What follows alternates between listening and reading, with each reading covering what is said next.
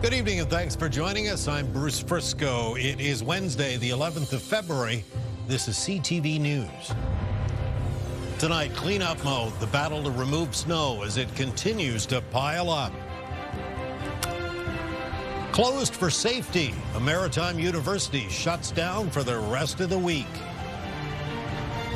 And Nirvana Unplugged, the Cape Breton musician recreating the band's iconic performance. Live from our Maritimes News Center, this is CTV News. Here is Bruce Frisco. Good evening. It has been and continues to be a very good night to stay home. Deteriorating road conditions being blamed for a number of accidents all over the region tonight.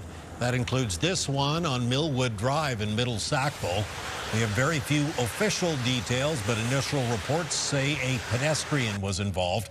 Also reports of power lines on fire, a transit bus off the road, a fire truck stuck.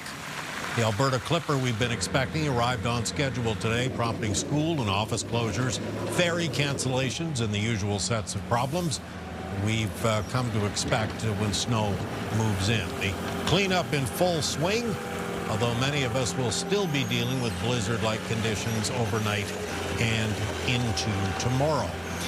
Also tonight, a Porter Airlines flight from Toronto slid off the runway while taxiing at Halifax Stanfield. That prompted the closure of the runway. These videos taken by a passenger. Nobody was injured, but an hour ago, officials told us they were in the process of transporting passengers to the terminal from the aircraft, and buses appeared to be doing that just a short time ago. Kalen's forecast is coming up very shortly. Motorists, of course, in Halifax being warned about parking on the street again tonight. Snow clearing operations are in full swing. The city's overnight parking ban in effect. This is the 8th time this year so far, and it's generated 10 times the number of tickets that were issued last year at this time. The number is approaching 4,000 tickets for vehicles impeding snow clearing efforts. And over the same period of time from December 15th to earlier this week, there were approximately 400 vehicles towed. Worth noting, those numbers do not include the number of vehicles ticketed or towed by RCMP and Halifax Regional Police. Get the Maritimes top stories, breaking news alerts, and watch live. Download the CTV News app.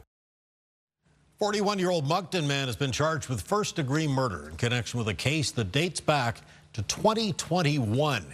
In October of that year, police were called to a home in St. Paul to reports of a sudden death. The woman was identified as 33-year-old Hyde Jokelman. Investigators say new information emerged in the following years, and yesterday, Alex Beers was charged with first-degree murder, unlawful confinement, and failure to provide the necessaries of life. He remains in custody with another court date coming up in a couple of weeks' time. A large, frightening fire destroying the roof of a 4-story apartment building in Fredericton this morning, but everyone did manage to get out safely. Fredericton Fire responded to this apartment complex just after 2 a.m. Officials say they had to make a call and remove all firefighters from the building because the fire spread quickly into the attic and the roof. At one point, crews were spraying 5,500 gallons of water a minute onto the structure. Knew it rapidly advanced into the attic of the structure, and knowing that type of construction, a very common construction pretty much everywhere in North America now, that once the fire gets a hold of the attic, it's pretty much deemed unsafe for us to have crews in there. Investigators have been in contact with an expert in the U.S. who believes this was the 106th mid-rise structure in North America that has sustained this kind of fire. They're examining whether there is a pattern in that particular style of construction. Mount Allison University in New Brunswick was unusually quiet today. As we told you yesterday, officials made the decision to cancel classes and activities because of an unnamed threat of some kind. CTV's Derek Haggett has more. It was eerily quiet on the campus of Mount Allison University this morning while a heavy police presence patrolled the school. The campus was shut down due to a concerning message discovered Monday that referenced February 11, 2026. Yeah, it's kind of scary just to think that something's going on. No, nothing like this has ever happened before. Yeah, no, I'm actually kind of, very surprised that something like this would happen. I know some people who have gone to Moncton or gone to other places because they're scared. I think the university did the right thing in closing the schools. Neither the school or the RCMP would reveal what the concerning message was, but police do not believe there is any concern for public safety. CTV News made several requests to interview someone from the university, but no one from Mount Allison was made available to talk about the situation here. A statement from Mount Allison University says the safety and well-being of the school community is its highest priority. The closure was taken out of an abundance of caution, as the written message was ambiguous but referenced a specific date. Many students had the school shooting tragedy on the other side of the country on their minds today. We weren't sure what to make of it. A lot of us just kind of found each other after class and were discussing what we thought it was. I think especially with the news this morning about the one in BC that it's a lot scarier. I got an email saying that the entire school was shut down, and they kind of just threw me for a loop. And then earlier today I actually just heard about the school shooting that happened in BC, and it's crazy. The campus will remain closed tomorrow and Friday. Derek Haggett, CTV News, Sackville, New Brunswick. Halifax Regional Police investigating the death of a woman in a tent early this morning. Police were called to a designated encampment site on Barrington Street around 2:30 a.m., and that's where they found the woman. This afternoon, the Nova Scotia Medical Examiner determined the death was not considered suspicious. Officers, though, were stationed at the tent site for the majority of the afternoon. Retail theft and rising crime, the focus at Halifax City Hall today. Businesses were urging council to approve the police budget, which includes more officers dedicated to foot patrols. CTV's Jesse Thomas has more. Greater police presence is needed in shopping districts across Halifax to address the rise in what retailers are calling sophisticated organized retail theft. But our big ask for the downtown and the Spring Garden area is to have a community policing office. We don't have, and to go back to basically foot patrol. So community-based policing might be in a car, but we actually need boots on the ground. It is crime that has been escalating since COVID, and it's not just crime, it's drug sales, it's drug use. The Retail Council of Canada says thefts are increasing, and so too are organized crime groups cashing in on stolen goods by selling on the black market. Overall, crime rates might be going down, but retail crime rates are going up. Increased thefts mean increased cost to businesses who are spending more on security, but there's larger community impacts, says Cormier. Where big retailers have just upped and left entire neighborhoods. That impacts the tax base, but it also impacts the neighborhoods. Halifax police are proposing a $103 million operating budget. That's a 2.2% increase from last year. Jesse Thomas, CTV News, Halifax. Fredericton, meantime, is launching a community watch program in an effort to make residents feel safer. Locals and businesses have been increasingly vocal in recent years after a rise in homelessness, open drug use, and a lack of housing. A task force was created with 47 recommendations, including a community watch program. Police say 7 neighborhoods have shown interest so far, but they're looking for more. I think that there has been a general feeling in the community that residents don't feel as safe as they used to. And so by allowing them to kind of take a bit of ownership in that and building those connections with each other, they're really partnering with us in helping keeping communities safe. A police coordinator has been chosen. Once a group has been established, it will get guidance and training from police on next steps. Soaring property assessments have some Cape Bretoners thinking about packing up and moving away. Disgusted. Outrageous, really. Brian Holohan and his wife say their assessment came in at $659,000, capped at $498,000. They have already appealed. Well, it only cost me about $230,000 to build it, and the assessment came back at 3 times the amount. One woman contacted me, and she said hers went up almost 65%. That's how much her assessment went up. She said she did not do anything to her home, and she's flabbergasted of how high it went. And she says she doesn't even know if she can pay that. Is she going to be able to stay in her home? Council voted last night to ask the province to examine the assessment process. In an email, the company responsible says CPRM notes or sets the tax rates. They simply conduct assessments based on legislation and industry standards. Holohan says he's prepared to move if his appeal doesn't go his way. Still to come tonight, Kaylin's full forecast, and we've got some tips on shoveling during this Heart Health Month. Coming up next, though, more time off. At the heart of it is being able to identify why these students aren't coming to school. Could giving students a couple of days off every month actually increase their overall attendance? It's being tested around here. Details are next. Come on back.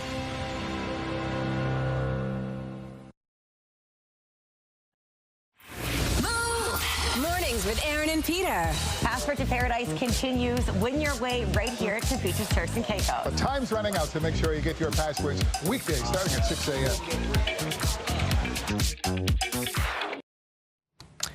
So it's an interesting idea. Could giving students a couple of days off each month actually increase school attendance?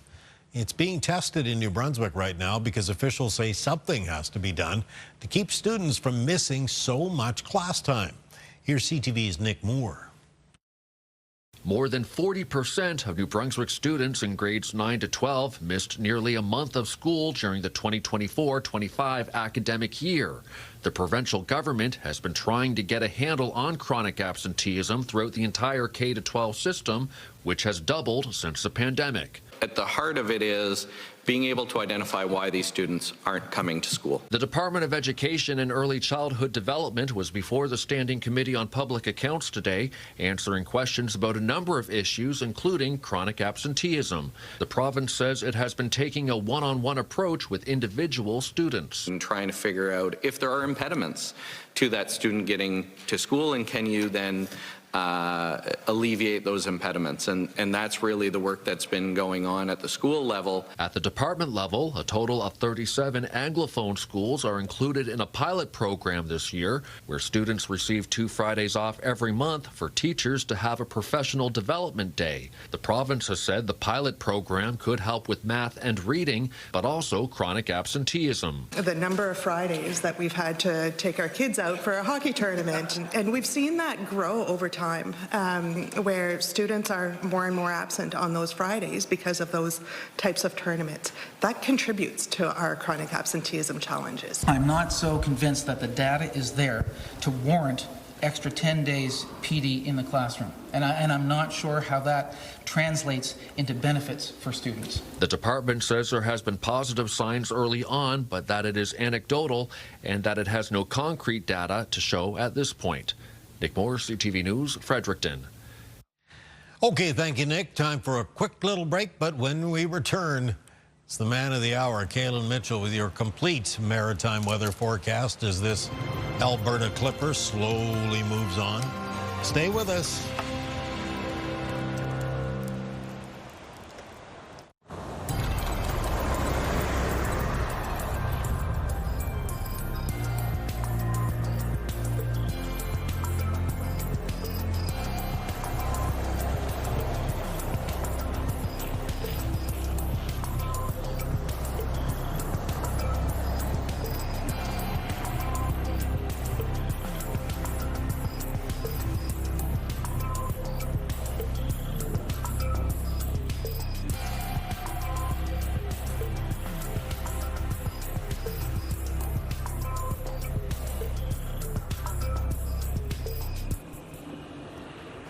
Wednesday night, 11th day of February today, and I guess it's kind of winding down as we speak. The next couple hours sort of thing? Yeah, more like shifting. So we've got some of that heavier snow that came into parts of Nova Scotia, still moving eastward into the Maritimes, but it should be lighter by the time we get into the start of the day for tomorrow, though lingering still for Prince Edward Island and the east of that province. Chance of flurries for other parts of the Maritimes. This is all with that Alberta clipper that basically moved initially to the south of us and is now moving up and past the Atlantic coastline of Nova Scotia. So taking a look at the timeline, some of that heavier snow is still showing up here and through the darker blues. And you can see that sort of centered around the east of that province and maybe some wrapping back into eastern parts of Prince Edward Island. Kind of eases off to lighter blues, though, by the time we get to the start of the day on Thursday. So this is like a light to moderate snow still falling around PEI, the east of Nova Scotia, Cape Breton, and then even that clears off towards the northeast as we make our way towards noon. Now, in behind it, there is going to be a chance of flurries, and by the time we get to late Thursday afternoon and Thursday evening and night,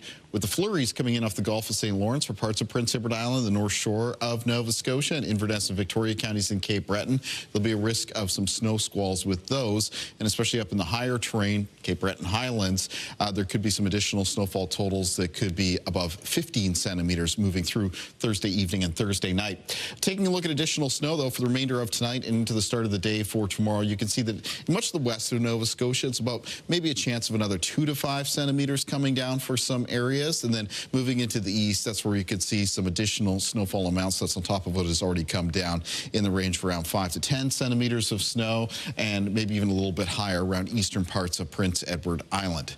Taking a look at winds in the forecast for tomorrow, they're going to be out of the north and northwest. They're going to be blustery. They'll have some fairly widespread gusts between 30 and 50 kilometers per hour. Sub-peak wind gusts near 60 around Prince Edward Island and the east of Nova Scotia, including Cape Breton. Most low temperatures tonight falling into a range of around -6 to -1. Be careful about any wet or slushy surfaces turning icy for the start of the day. And high temperatures tomorrow in the north of New Brunswick between 0 and -4, with central and southern parts of the province with high temperatures between -1 and +2. And some flurries around Moncton in the southeast.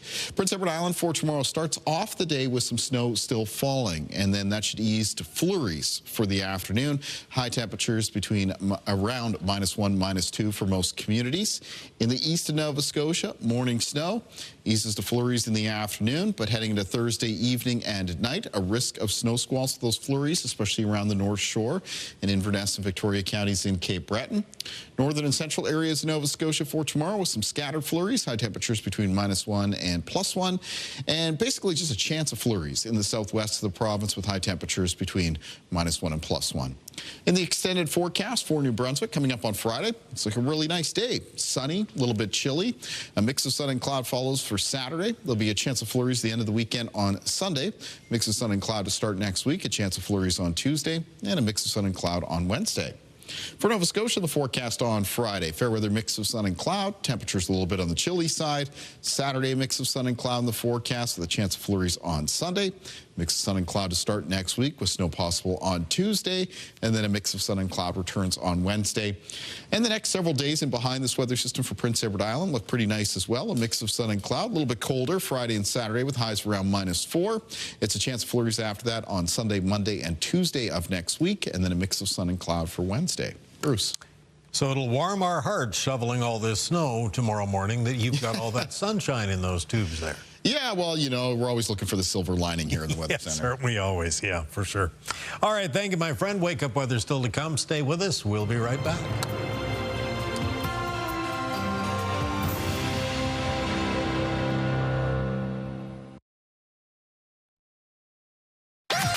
The #1 morning show in Halifax. Turk, Megan, and Amateur Alex. And home to the biggest artists.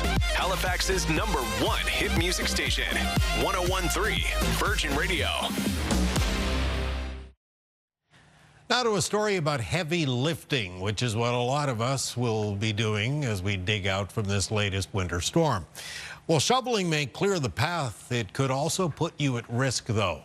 During this Heart Health Month, CTV's Vanessa Wright gets to the heart of the matter. I often give him a hand with his driveway and mine across the street. He gives me a hand with mine. It's just one tip health professionals suggest to avoid serious injury to the body and the heart. As we know, there's a rise in cardiovascular disease in the province, and when we embark on a strenuous activity like this that we don't always do, we run the risk of putting too much of a demand on our heart that can lead to cardiovascular impacts and incidents. This month, the Heart and Stroke Foundation is educating Canadians about risk factors. That includes adequate exercise, sleep, diet, and controlling medical conditions like hypertension and high cholesterol. We know that only 16.7% of Nova Scotians have at least 5 fruit and vegetables a day, which is the recommendation that we would have for a healthy diet.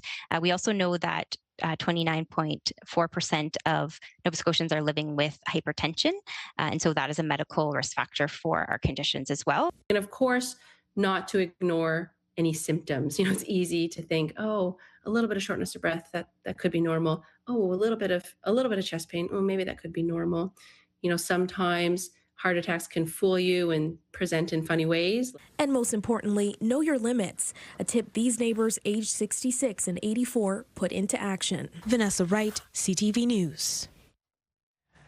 Thank you, Vanessa. Time for one final break. Coming up, recreating an iconic 90s musical performance. First, though, it's your wake-up weather. Here's a live look at Lunenburg on this blustery Wednesday evening, just about midnight, and 0 right now in the home of the Blue Nose. We'll be right back with Wake Up. Stay with us.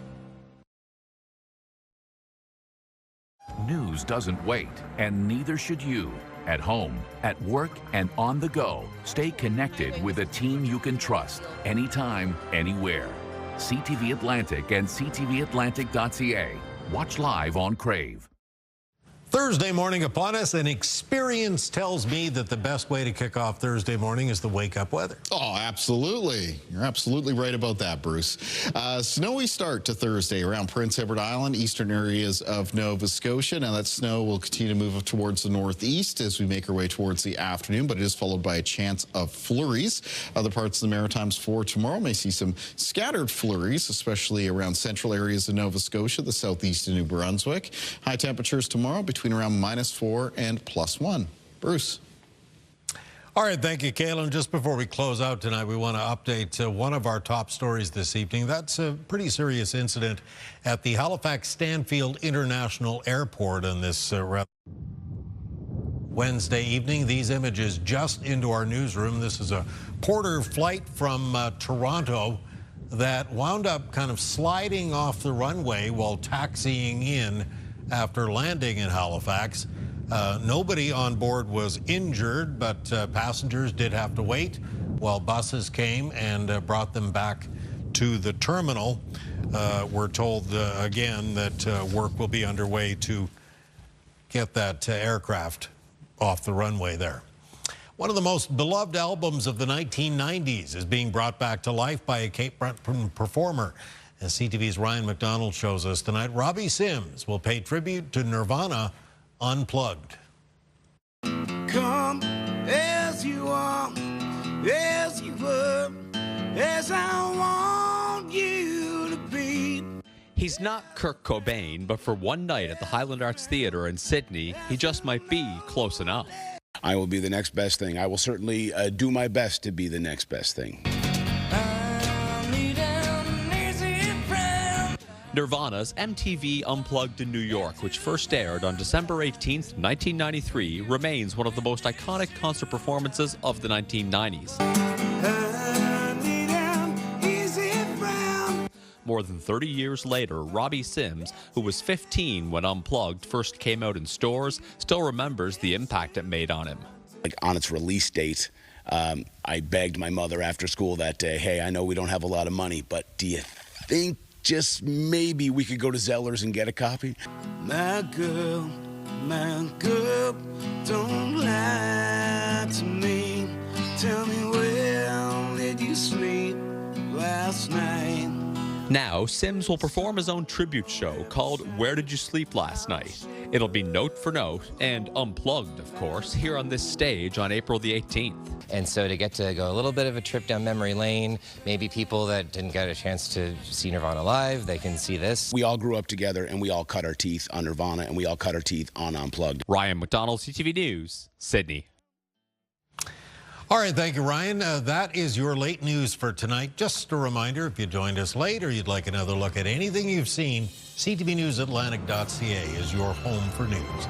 I'm Bruce Frisco. Thanks for staying up late with us. Have a good evening. Hope to see you again tomorrow.